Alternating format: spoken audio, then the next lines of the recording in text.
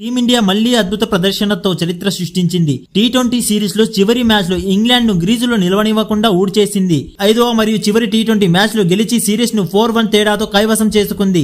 ఈ ఘన విజయంలో భారత జట్టు 5గురు ఆటగాళ్లు ప్రధాన పాత్ర పోషించారు. ముందుగా ఈ మ్యాచ్ లో ఏం జరిగిందో తెలుసుకుందాం.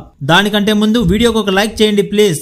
భారత జట్టు తొలుత బ్యాటింగ్ చేసి 20 ఓవర్లలో 247 పరుగుల భారీ స్కోర్ సాధించింది. భారత బ్యాట్స్మెన్ ప్రత్యర్థి బౌలర్లను కింద మీద ఏసి చితకొట్టారు. ముఖ్యంగా యువ ఆటగాడు అభిషేక్ శర్మ అసాధారణమైన ఇన్నింగ్స్ ఆడాడు.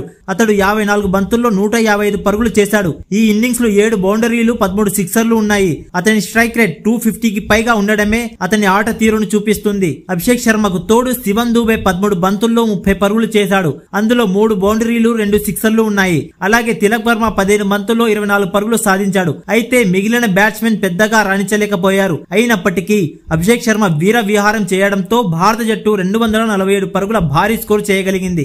ఇక 248 పరుగుల లక్ష్యంతో బ్యాటింగ్ కు దిగిన ఇంగ్లాండ్ జట్టు భారత బౌలర్ల దాటికి తట్టుకోలేకపోయింది. 9.1 ఓవర్లకే ఇంగ్లాండ్ టాప్ 8 బ్యాట్స్మెన్ పెవిలియన్ చేరారు. భారత బౌలర్లు ఇంగ్లాండ్ ఆటగాళ్లను గ్రీసులో నిలవనివ్వకుండా దాటిగా బౌలింగ్ చేశారు. కాగా భారత బౌలర్లలో వరుణ్ చక్రవర్తి కీలకమైన వికెట్లు తీసి ఇంగ్లాండ్ దెబ్బతీశాడు. అభిషేక్ శర్మ కేవలం బ్యాటింగ్ లోనే కాదు బౌలింగ్ లో కూడా అదరగొట్టాడు. తొలి ఓవర్లోనే 2 వికెట్లు తీసి ఇంగ్లాండ్ ను బలహీనంగా మార్చేశాడు. శివన్ దూబే కూడా 2 ఓవర్లలో 2 వికెట్లు తీసి ఇంగ్లాండ్ బ్యాటింగ్ ను పూర్తిగా దెబ్బతీశాడు. అంతేకాదు మొహమ్మద్ షమి 3 కీలకమైన వికెట్లు తీసి ఇంగ్లాండ్ ను పూర్తిగా కూలదోశాడు. దాంతో ఇంగ్లాండ్ జట్టు కేవలం 148 పరుగులకే ఆల్అౌట్ అయింది.